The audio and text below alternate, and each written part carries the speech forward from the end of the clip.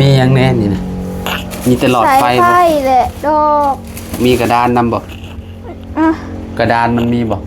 ปูนะ เอาจะบ่จากกระดานมัน บ่จากกระดานไฟมีแต่ดอกมันเนาะแล้วก็ใส่มีอย่างอีกเปิดเบิ่งดูอืม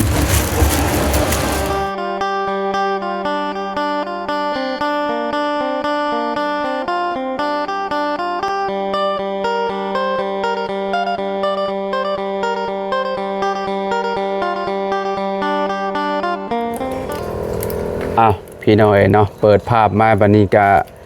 ป๊อดต่อเรือนสาวของมีพี่น้องเอ๋ยเนาะสร้างเพิ่นก็มุ่งแล้วพี่น้องเอ๋ยเนาะจวดจ้าดขนาดเลยพี่น้องเอ๋ยตอนนี้กำลังติดช่องลมพี่น้องเอ๋ยเนาะพุ่นน่ะโอ้งามพี่น้องเอ๋ยเนาะคักเรือนสาวของมีนี่เนาะก่อนอื่นก็สบายดีสวัสดีพ่อแม่พี่น้อง FC บัสกูทุกคนเนาะเปิดภาพอยู่ฝั่งตรงข้ามพี่น้องเนาะอยู่ทางเฮือนน้องใจดีเพิ่นพี่น้องเอ้ยเนาะพอดีว่าเมื่อวานนี่บ่เห็นลุงหนวดเพิ่นกำลังซื้อสายพื้นสายไฟมาสิต่อไฟให้น้องใจดีเพิ่นแหละพี่น้องเอ้ยเนาะโตคักแล้วบัดนี้เพิ่นสิได้ใช้ไฟไฟฟ้าแหละพี่น้องเอ้ยเนาะโซลาร์เซลล์นี่ก็ใส่คือกันเนาะใส่ควบคู่กันเนาะเวลากลางคืนเนาะ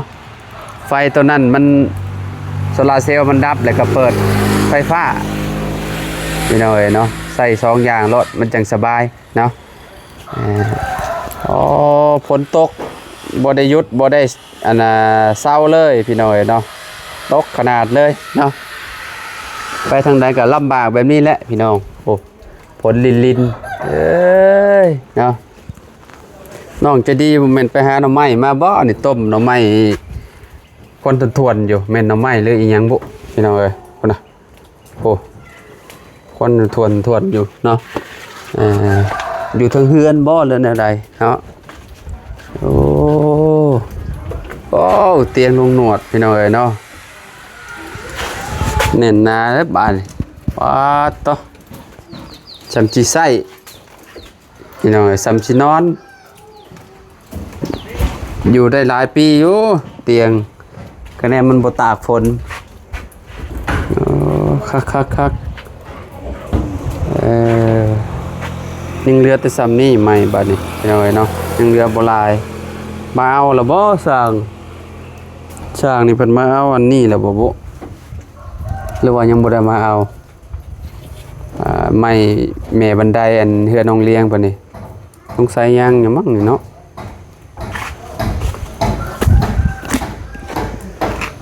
จะดีอยู่ตรงเฮือนบ่อ้าวสวัสดีโดยสิลงไปเฮ็ดกินบ่เลยไปได้คือบ่ไหวอยู่เฮือนครัวผม เอาขึ้นมาเก็บไว้อยู่เทิงพี่สวัสดีน้องจะดีเอาขออนุญาตแน่เนาะฝนตกนี่ประมาณตั้งแต่วันที่1เนาะมื้อนี้วันที่11แหละ11มื้อแหละยังบ่ได้หยุดอยู่พี่น้อยเนาะเป็นจังได๋อันไฟฟ้าไฟฟ้าเฮาคือเห็นลุงหนวดอันน่ะต่อสายไฟก็ถึกอยู่เมื่อวานนี่ก็แต่ว่าเมื่อวานนี้ฝนตกในไปพากะดับแบบว่าสิต่อแบบใดนี่น้องสิไปต่ออันตรงจากเฮือนดอกแค่เลยบ่เลยต่อเองก็ได้ดอกกันเนาะต่อมาใส่สัวข้าวซื่อๆเนาะถ้ามีเงิน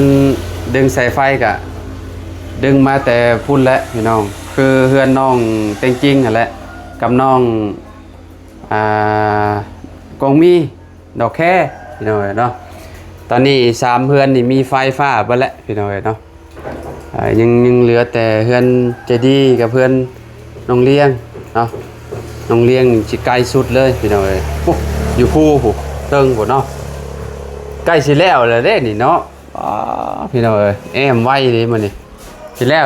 จะดีจะได้แต่มันบังต้นม่วงบ่เห็น เนาะ โอ้ปูเป็นไงมาเลยจำไปเบิ่งพี่น้อยเนาะเฮือนเจ้าคงมีกับมื้อนี้เพิ่นปิดอันนี้เนี่ยน่าสิแล้วพี่น้อยเนาะปิดมันบอนข้างหน้านี่เนาะใส่ไม้พาชลาแล้วก็ทั้งข้างพี่น้อยเนาะคือจบแล้วเนาะใช้อุปกรณ์ซื้อมาเมื่อวานเนี่ยจะใช้เอาไว้จะใช้ไว้ยี่ห้องเลยบ่ยันคนหลักไปติมียังแน่นี่นะมีแต่หลอดไฟ สาย บ่ ไฟแหละดอก มีกระดานนำบ่ อ่ะ กระดานมันมีบ่ ปูนะ เอาจะบ่จากกระดานมัน บ่จากกระดานไฟมีแต่ดอกมันเนาะแล้วก็ใส่มีอย่างอีกเปิดเบิ่งดู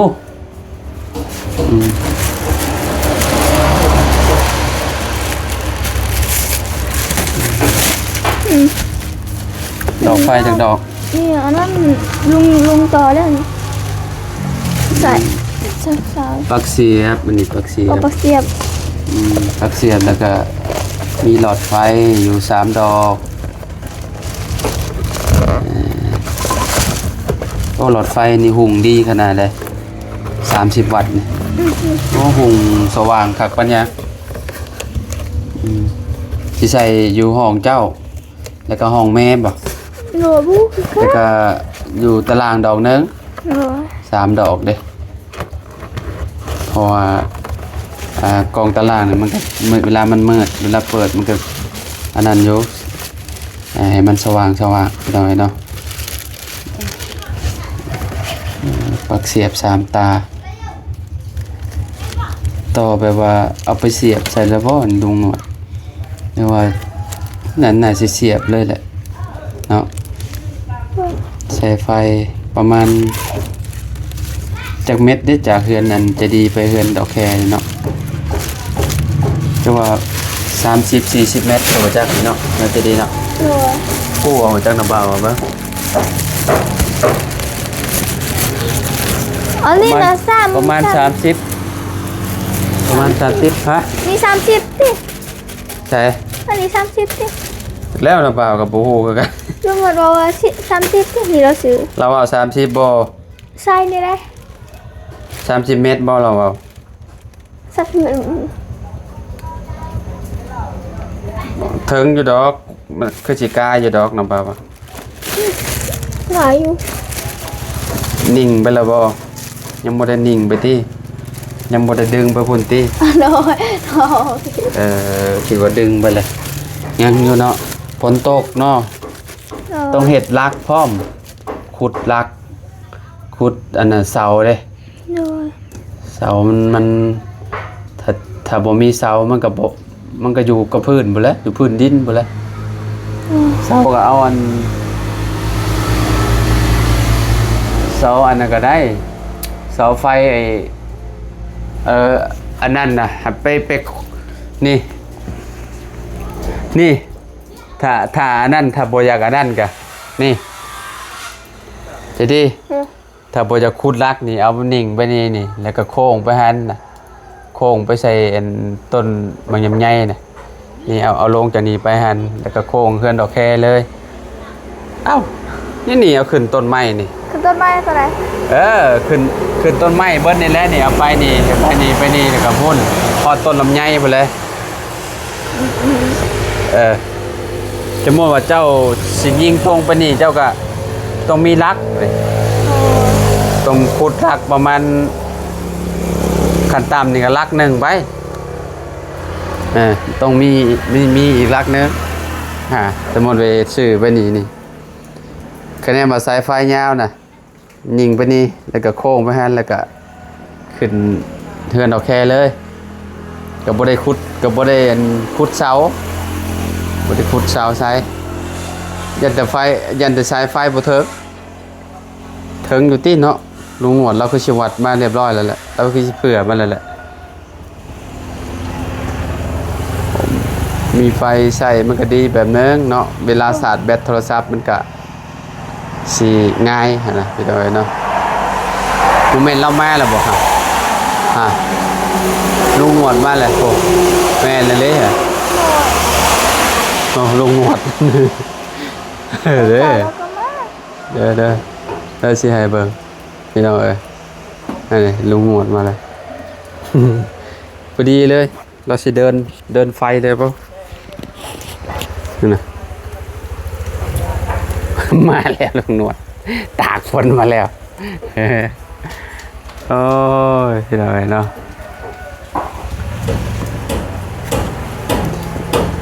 ดึงเดี๋ยวสิถามลุงหนวดว่าอันชีเอาโค้งไปแบบนี้บ่หรือว่าสิขุดลักใส่ลุงหนวดสิเอาโค้งใส่ต้นไม้นี่บ่หรือว่าจังใด ว่าสั้นเลย มันจะบ่ยากขุดเสาเนาะเอาโค้งไปฮอดต้นนั่นแหละ เกี่ยวตัวนี้ แล้วก็ขึ้นไปเลยเขาว่าเห็นบ่นะบ่าวว่าไว้บ่มีพิษเนาะสิเอาไว้แบบนี้ก็ดีว่ะเวลาโค้งไปหั่นแล้วก็เอาขึ้นไปเลย เจ้าต่อบ่ได้เจ้าเสียบอันปักเสียบปลาเมียนบ่ แม่แบบเสียบคนเสียบเอาก่อน เออต่อแบบปักเสียบก่อนเนาะ แม่ เวลามันมีหยังก็ถอดออกเลยติก็ได้คือกันแบบนั้นก็ได้แบบว่า กระดุงกระดานบ่เพิ่มเดินก็ได้เนาะลุงบัดมีก็จังเดินเนาะ มัน หืม ถามว่ามันถึงกระชังถอดอันว่าอันต่อใส่ทั้งอันข้างนอกมันเอานะ อืม ถามว่ามันถึงนะ เออ แต่ว่าเขานี่เขากับหัวงานแบบนั้นเอาแบบตัวข้าวไปก่อน ต่อใส่คันอ้าวแล้วติ โดย สบายดีเด้อลุงเด้ออันสิใส่มุมนี้อันนึงบ่ แล้วมันจะมีหลอดนึง แล้วห้องบ่ หลอดนึงนะ เรียกว่ามีตารางนะก็ว่าตารางกินนี่ก็ว่าตารางน้ำก็ว่า แล้วใหญ่หน่อยใส่นี้เนี่ยใส่ห้องนั้น มันก็มืดแล้วตารางเนาะ แม่ สักดอกหนึ่งก็ได้ดอกตาราง ว้า ตารางและสำคัญเขาว่ากลางคืนเปิดไว้อย่างนี้ติโซล่าร์เซลล์เขานี่บ่ฮอดบ่ฮอนตอนเช้ามาเน้นยามฝน ครับย้ำ คะแนนยามแดดฮะ ย้ำแดดได้แดด มันเนี่ยบอกว่ายามฝนมันบ่ได้เนาะ ย้ำผลนี่แน่เออ ประมาณจักชั่วโมงยามฝนประมาณบ่พอฮอด4-5ชั่วโมงก็บ่ฮอดดอกเนาะ มันมีไฟต่างเลยนะแดดเป็นบ่อนั่นเลยว่าถามว่ามันตกแน่แดดแน่นะใครยุ แม่ นี่มันแบบมันแบบยิงยาวเลยแหละพี่น้องตั้งแต่วันที่1เนาะ จักแลมันพายุได้ช่วงนี้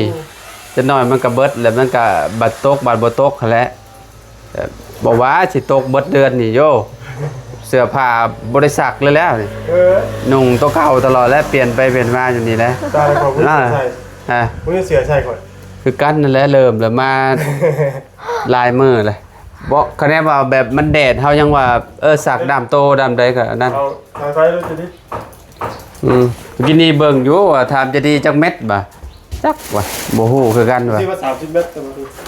เผื่อว่า 30 เม็ดเจ้าดึงบ่ละบ่เนี่ย ยังว่านฝนตกเลย ไฟฟ้ากระดับหมด ตกไฟกระดับ ก็เลยเอ็ดอย่างไรเลยประมาณตอนแรกว่าที่ เจ้าว่าสิต่อยามค่ำ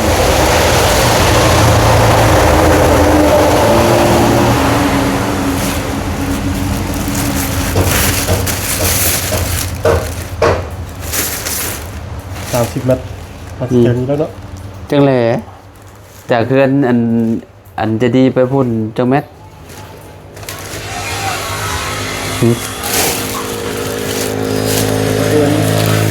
ดึงเบิ้งจังน้อยจังดึง30 เมตรต่อแบบต่อไปได้ลุง ฮะ ใส่ไฟ สายไฟนี่ป่ะ เอา อันนี้ป่ะ ฮะ ต่อที่หลอดธรรมดาที่เนี้ยหลอดแบบนี้นะแต่ว่าอันนี้เขายังไม่ได้ตัดเลยเดี๋ยวเรา จะ เขาสิตัดเป็นข้อก้าวไปถือได้ป่ะพี่ตกใส่นะ เจ้ากะเจ้าสิเสียบแบบว่าบันแลก็ให้เพิ่นอันนั้นบ่ แม่ ให้จะดีถอดเองบ่ แม่ ยามกลางคืนแล้วมันสมมุติว่าเราจะถอดเนาะก็ถอดติ โดย เรามีแต่ใส่ปลั๊กหัวปลั๊กแบบนี้เนาะ แม่น ใส่หัวปลั๊กไว้นี่เนาะ เออ เพราะว่าเดี๋ยวจะใส่ไปไว้ก่อนนะจ๊ะ เสียบจะหูมากแล้วเนาะ แม่น อืม เพราะก็ไอ้ดอกฟางนี่มันบ่อยากมันใหม่ดอกฟางเดี๋ยวว่านี่ใหม่ อืมเวลาเจ้าสิเสียบโทรศัพท์เจ้าก็นั่นเจ้าก็ถอดออก ทำว่าได้กับชื่ออันนี้ไว้อีกอันนึงเนาะ แม่น เสียบโทรศัพท์เสียบนี่นะ แม่นซื้อปลั๊กเสียบมาอีกก็ได้ มาเสียบต่อจากตัวนี้ออกไปก็ได้ เจ้าก็เอาไว้ผงได้มงหนึ่งแล้วนี่เอาไว้อยู่ข้างนอกก็ได้เนาะหรือว่าจังใด ว่านี่มันตอนมันตีกระดานมันยากเนาะจ้ะ เด้เจ้าก็เอาตะปูตอกแล้วเจ้าก็แขวนไว้ แถวนี้เนาะ แขวนไว้นี่ลุงน่ะเด้ฮะอันนั้นก็ได้แหละฮะ แถวที่เนาะ เวลาก็ซื้อใส่อันน่ะมาให้ใจะดีเพิ่นปักเสียบอันหนึงน่ะแล้วให้แล่นเข้าห้องเพิ่นน่ะอืม เสียบเชื่อจ้ะ แบบนี้เนาะ ว่านี่ว่าสิเสียบใส่อันนึงว่าพอได้เพิ่นฮู้ก่อนว่ะคนลืมตึ้มต่ำมาเว้ยอ่ะ แม่นละแห้งได้หวานนี่ แห้งก็แห้งมืด ตอนแรงน่ะตกเด้จากมา โอ้หุงได้ดอกเดียวในไฟนี่ก็ได้หุงบ่ให้ว่าวได้นี่ แต่แท่นหาได้เบิดนี่ 30 วัตต์โอ้30ไส้ 60แล้วว่าตัวนี้30บ่30ลูกคือว่า ใช่ โอ้ ใช่ 30เนาะ 30 วัตต์ ฮู้ได้หรอวะ หัวหุง30 วัตต์นี่ก็บ่แห้ง30ซาวนี่ก็โอ้ให้ว่าวแล้วสิหุงแล้วสำนี้ก็ได้ น้องเดินแต่พูดให้ดอกแค่มาก่อนเนาะ แม่นจะเดินเทินจะเคลื่อนดอกแคมาก่อนแล้วเจ้าก็เอาไว้อยู่นี่บัดนี้อันปักมันแล้วเอาไว้อยู่อันนี่แขวนไว้อยู่นี่ คนบ่เคยใส่ไฟฟ้าจะเป็นจังไดเด้เนาะ เฮ้ยอ่ะเคยเอา อืมเคยแต่สิยากบ่จังเด้ วันข้าวอะไรจะลืมใส่ อืมอันปากอันนี้มันใหญ่คักเนาะอันนี้มันเนาะ ช่องชั้นบ่ได้นี่นะช่องเดียวบ่เสียไปสิแกมาเบิ่งสิเสียใส่สายนี่ก็ลืม ช่องชั้นนั่นนี่ เออ เม็ดเท่าไหร่นี่ก็เจ้าขายเป็นเม็ดบ่ แม่น โอ้ชายนี่คักเลยชายสีเหลืองโอ้สุดยอดเลย ใช่ป่ะมันบอกว่า9,000 เม็ดหนึงเลยอืม คิดรวม8,500เนี่ยจักอะไรก็ได้แต่ ช่องชั้นบ่ เล่นตอนหนึ่งนี่มันนี่เป็นนี่นะ ก็อันนี้มันบักใหญ่เนาะนี่เนาะคือสิบ่เป็นหยังดอกนะมันสายไฟกับบักใหญ่ๆนะ 2.5แล้ว2.นั่นเหรอวะ บ่คือสายไฟน้อยดอกสายไฟน้อยนี่มันจะกระดันกระแนมเฮาเสียบอืม 2.5เนาะแม่นเนาะนี่เนาะ แม่น2คูณ2ประมาณโอ้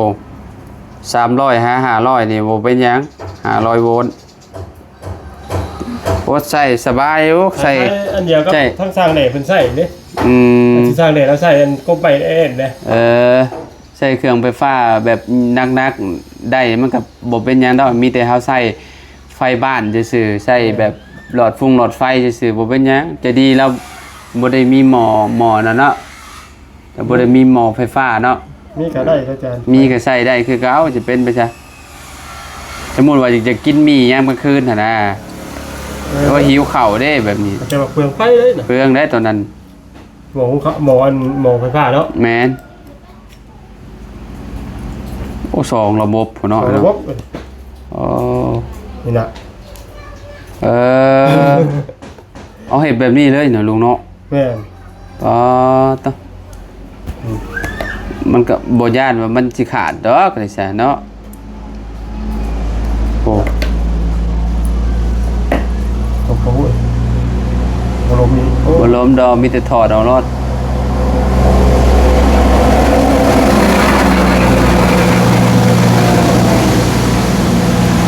ง่ายๆเนาะบัดนี้เนาะ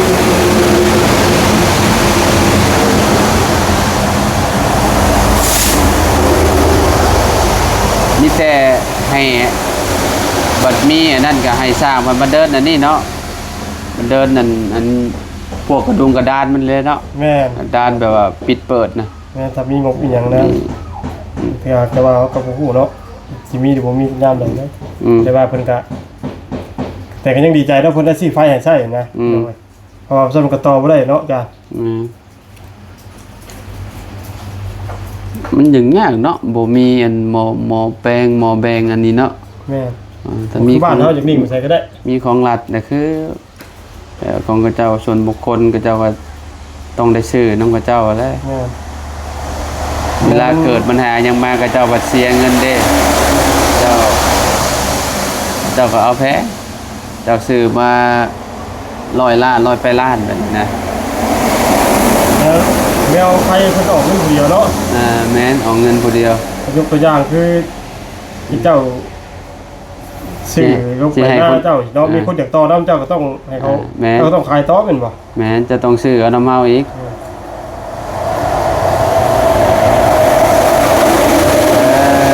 เข้าแบบนี้เนาะปลั๊กไฟใหญ่มันใหญ่แบบนี้เอาได้คือกันเนาะ ฮะ ว่าวันนี้มันแล้วมันได้คือกันเนาะ ได้ แต่ว่าใหญ่โพดใหญ่แล้วเสียบบ่ได้เนาะจะดี เสียไปไหนนี่ดอกเบี้ยบ่ได้เพิ่น เอาลีเลยเนาะ มีกลับมีแล้วบ่ ต้องเบิ่งก่อน บ่ จังเลยเนาะลองเบิ่งมันมันอะไรดีได้นี่นะมันฮึกอะไรได้นี่นะมันไฟโรงงานบ่ได้นี่นะ ปักอันนี้นะจะว่าไปเสียเพื่อนเอาแค่บรมมาจะ เว้นกลับมาดิ ได้เปลี่ยนอันนี้ใหม่อีกแล้ว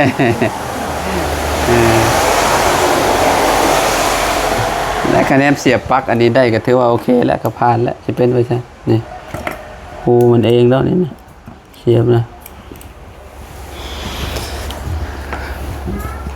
อ้าว ว่านี่เฮ็ด ทำฝ้าลืม ฝ้าน้ำฝนนะฝ้ามันคำเลยเก่งมากครับจะว่าจะ อยากให้เบิ้นได้ใช้ อยากเพิ่นใช้ได้ใช้ก่อนนะว่าบ่ได้ใช้ขนาดนั้นให้มันได้หลอดนึงว่าซั่นนะ ไปเห็นโยบเบิ่งในคลิปอยู่ว่าลุงหนวดเห็นแล้วอ่ะ ก็ได้โอ้ยอมบอกว่าดียอมได้ยอม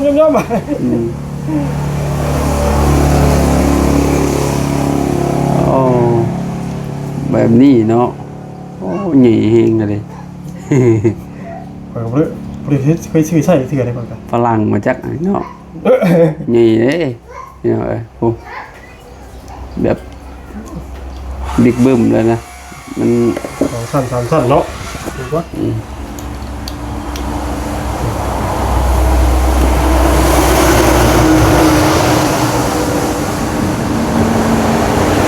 สองสั้นคือสิทนอยู่บัดนี้ ฮะมันอยู่ สิใช้ได้โดนอยู่แล้ว โอ้ยแบบที่บ่อยากบ่ใหม่นะ อืม แบบนี้นะ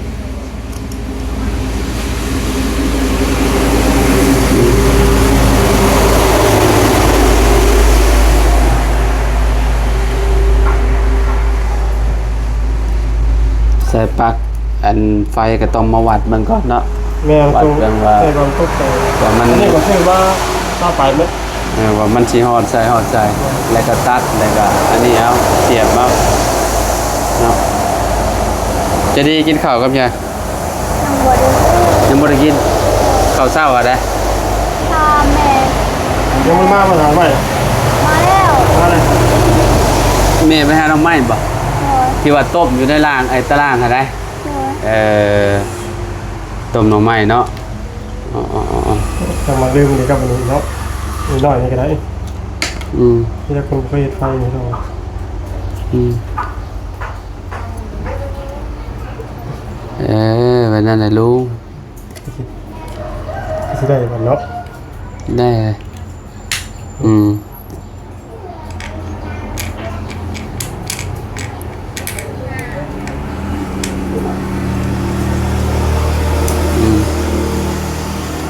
ไปลองเบิ้งบานเห็นเนาะดอกแคอยู่เฮือนอยู่ป่ะ บ่ฮู้กัน ให้จะดีป่ะ เนาะ ไปซะขอตัวเลยได้ ฮะ ขอตัวแล้ว ไปเบิ่งของการกันบ่ เดี๋ยวจังหวะกันนั่นเบิ่งในคลิปลงหนวดกันแล้วกันเนาะเฮา เอาถูกร้อยเลยการก็ไม่ดอกแค่กัน บ่เป็นหยังเนาะเอาพ่อกันไหมพ่อแม่พี่น้องเนาะอยู่ดีมีเฮงบัดสุขทุกคนเนาะขอบคุณหลายๆที่มารับชมคลิปเด้อไปใจดีไปเอาสบายดีไปพี่น้องเนาะ ไปไหนเนาะ ให้ลุงหนวดเพิ่นต่อไฟก่อนพี่น้องขอบคุณหลายๆเด้อพี่น้องเด้อเนาะสบายดี